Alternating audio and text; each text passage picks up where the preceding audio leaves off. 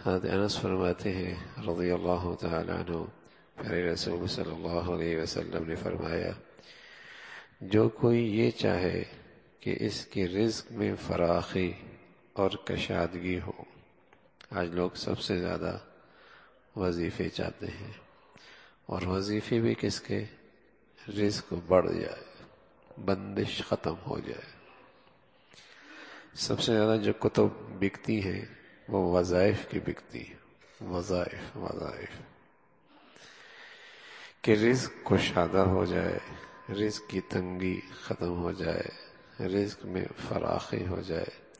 تو اللہ کے نبی نے اور اللہ کا نبی کا علم اللہ کا دیا ہوا ہے، جس میں ذرہ برابر بھی تجربے کا دخل کوئی نہیں. وہاں یقین ہی یقین ہے، وہاں شک کوئی نہیں ہے. اس کا تعلق تجربے سے نہیں ہے، اس کا تعلق اللہ کے علم اور اللہ کی قدرت سے ہے، کہ جو کہا ہے اس کا ہونا یقینی ہے.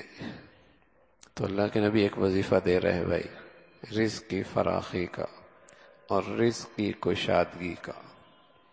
رزق کی فراخی کا اور رزق کی کشادگی کا میں عرض کر رہا ہوں، یہ کسی پیر فقیر کا دیا ہوا نہیں ہے، یہ اللہ کے رسول کا بتایا ہوا ہے. اور اللہ کا رسول وہ بتاتے ہیں جو انہیں اللہ کہتے ہیں، اور اللہ کے کہہ کے پیچھے اللہ کی قدرت اور طاقت بھی ہوتی ہے کہ جب وہ کرنا چاہیں تو ساری دنیا کے عامل مل جائیں تب بھی بندش نہیں کر سکتے، نہ کرنا چاہے تو ساری دنیا کے بندش ختم کرنا چاہیں تب بھی نہیں کوئی کھلوا سکتا.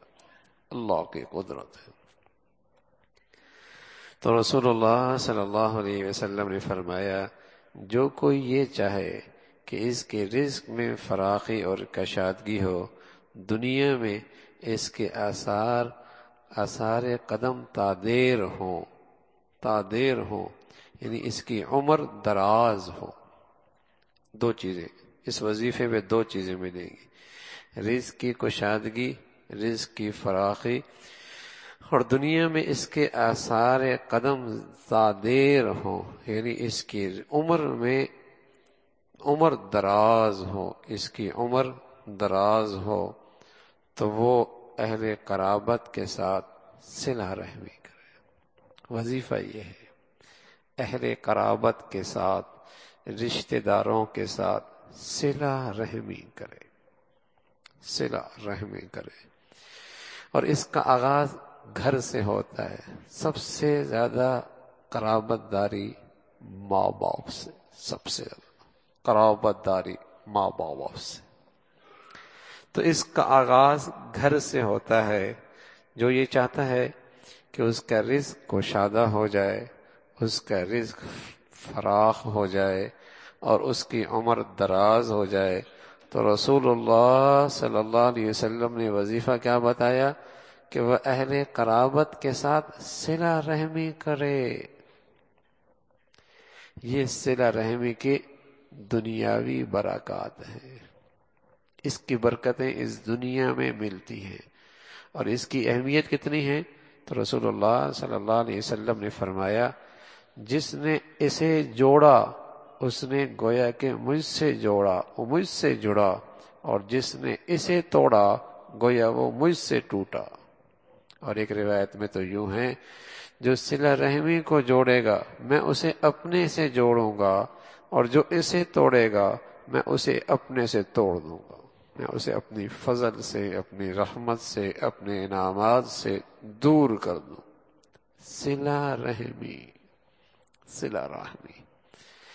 کسی گھر میں، کسی خاندان میں نحوست ڈالنی ہو تو ان کے درمیان پھوٹ ڈال دو، وہاں نحوست خود ڈیرے ڈال دے گی.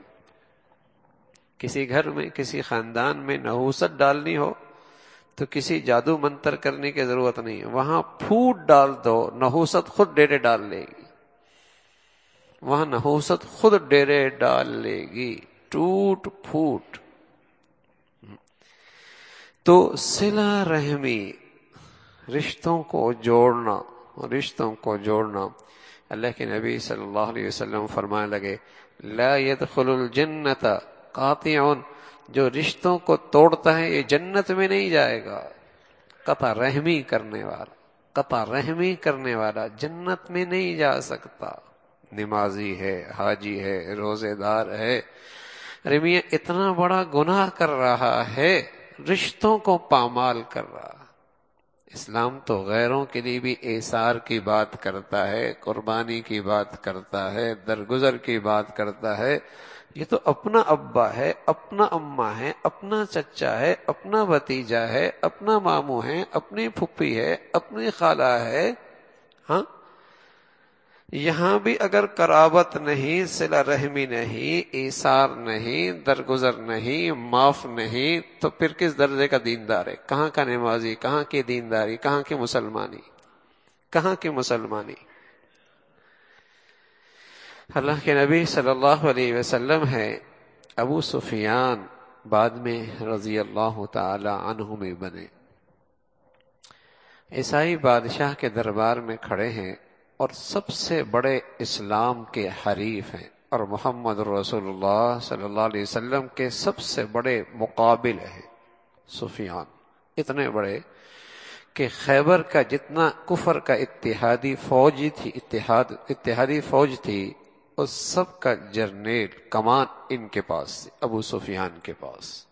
دشمن کی پوری اتحادی فوج کا جرنیل یہ تھے اور پوری کمان فوج کی ان کے پاس تھی، اتنا بڑا حریف۔ جب عیسائی بادشاہ ان سے پوچھتا ہے کہ یہ شخص جس کے بارے میں تم تذکرہ کر رہے ہو، ایک سوال کروں؟ ابو سفیان کہنے لگے ہاں کرے۔ دشمن ہیں، مقابل ہیں، حریف ہیں اور اتنے بڑے، کہنے لگے یہ بتاؤ وہ اس کی کیا سچ بولتا ہے، اس کی کیا عادات ہے؟ تو ابو سفیان سے وہاں جھوٹ کی گنجائش اسے کوئی نہ ملی، اس لیے کہ اللہ کے نبی کی یہ خوبیاں اتنی واضح تھیں کہ اپنا اور بیگانہ، دوست اور دشمن سبھی ان چیزوں کی گواہی دیا کرتا تھا، تو اب جھوٹ کیسے بولتا ہے؟ جھوٹ کیسے بولتا وہ؟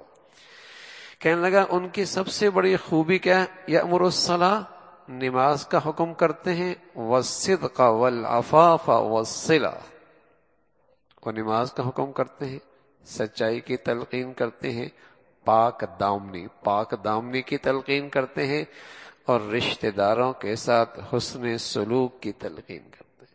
یعنی آپ کی زندگی کی سب سے نمایاں خوبیاں نماز کا اہتمام، سچائی، پاک دامنی اور رشتہ داروں کے ساتھ حسن سلوک، آپ کی زندگی کی سب سے نمایاں خوبیاں۔ دشمن بھی کہہ رہا آپ میں یہ خوبیاں ہیں، اس کا انکار کوئی نہیں کر سکتا، نہ دشمن، نہ دوست، نہ دشمن، نہ اپنے نہ بیگانے، اس کا انکار کوئی نہیں کر سکتا۔ تو رسول اللہ صلی اللہ علیہ وسلم نے فرمایا لا يدخل الجنت قاطع، قطع رحمی کرنے والا جنت میں کوئی نہیں جائے گا۔ پھر قطع رحمی کے اندر ابن عمر فرمان لگے، رسول اللہ صلی اللہ علیہ وسلم نے فرمایا لیس الواصل بالمکافی ولكن الواصل الذي اذا قطعت رحمه وصلها، فرمایا آدمی صلہ رحمی کا حق ادا نہیں کر سکتا، آدمی صلہ رحمی کا حق ادا نہیں کر سکتا، یعنی آدمی اپنے رشتہ داروں کے ساتھ حسن سلوک کا حق ادا نہیں کر سکتا۔ رسول اللہ صلی اللہ علیہ وسلم فرما رہے کب تک کہ صلہ رحمی کرنے والے اپنے اقرباء کے ساتھ بدلے کے طور پہ صلہ رحمی کرتا ہے، یہ شخص صلہ رحمی کا حق ادا نہیں کر رہا۔ جو بدلے کے طور پہ صلہ رحمی کرتا ہے کہ اس نے اچھا سلوک کیا، ہم بھی اچھا سلوک کریں گے، وہ اچھا برتاؤ کر رہا، ہم بھی اچھا برتاؤ کر رہے ہیں، یہ صلہ رحمی کا حق نہیں ہے، یہ تو بدلہ ہے۔ صلہ رحمی کیا ہے؟ وہ اچھا سلوک نہیں کر رہا، آپ پھر بھی اچھا سلوک کر رہے ہیں، وہ اچھا برتاؤ نہیں کر رہا، آپ پھر بھی اچھا برتاؤ کر رہے ہیں، وہ توڑنا چاہتا ہے، آپ پھر بھی آگے بڑھ کے جوڑنا چاہتے ہیں، یہ صلہ رحمی ہے۔ رسول اللہ صلی اللہ علیہ وسلم نے فرمایا صلہ رحمی کا حق ادا کرنے والا اصل میں وہ ہے جو اس حالت میں بھی صلہ رحمی کرے کہ قرابت داروں کا حق ادا کرے، جب وہ اس کے ساتھ قطع رحم اور حق تلفی کا معاملہ کریں۔ وہ حق تلفی کر رہا ہے، حق مار رہا ہے، زیادتی کر رہا ہے، ناجائز کر رہا ہے، لیکن یہ کیا کہہ رہا؟ اسلام کا حکم ہے یہاں بھی صلہ رحمی کرو، میرے دین کا تقاضا ہے یہاں بھی صلہ رحمی کرو، اسلام مجھے تلقین کر رہا یہاں بھی صلہ رحمی کرو۔ اللہ کے حبیب صلی اللہ علیہ وسلم نے فرمایا صلہ رحمی کیا ہے؟ یہاں بھی اس کے ساتھ حسن سلوک کرو۔ ارے میرے عزیزو، یہ کوئی نہیں رہا، یہ کہیں نہیں رہا، یہ کہیں حاجی مل جائیں گے، روزے دار بھی مل جائیں گے، نمازی بھی مل جائیں گے، ہاں تسبیح پڑھنے والے بھی مل جائیں گے، خیرات کرنے والے بھی مل جائیں گے، لیکن آج یہ حسن سلوک امت میں ختم ہوتا چلا جا رہا، آج یہ حسن سلوک ختم ہوتا چلا جا رہا۔ تو حسن سلوک آگے بڑھ کے اللہ کے لیے۔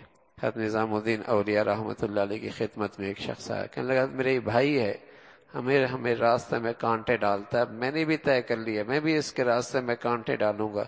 حضرت فرمانے لگے بیٹے وہ کانٹے ڈالتا ہے تو بھی کانٹے ڈالے گا، دنیا کانٹوں سے بھر جائے گی، کوئی کانٹے اٹھانے والا بھی تو ہو۔ سل من قطع کا، جو توڑے تم اس سے جوڑو، جو توڑے تم اس سے جوڑو، جو تمہارا حق ادا نہ کرے تم اس کا بھی حق ادا کرو، جو تمہارا حق تلفی کرے تم اس کے ساتھ بھی حسن سلوک کرو، تم جو زیادتی کرے تم اسے بھی معاف کر دو۔ صل من قطعک واعف عمن ظلمک واعطِ من حرمک، جو توڑے تم اس سے جوڑو، جو زیادتی کرے تم معاف کر دو، جو تمہارا حق ادا نہ کرے تم آگے بڑھ کے اس کا بھی حق ادا کرو، تم اس کا بھی حق ادا کرو۔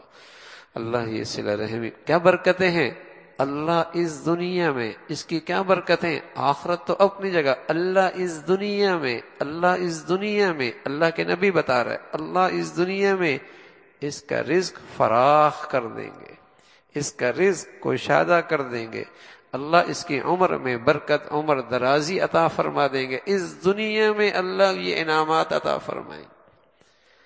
اللہ رب العزت یہ خوبیاں ہم سب کو نصیب فرما دے۔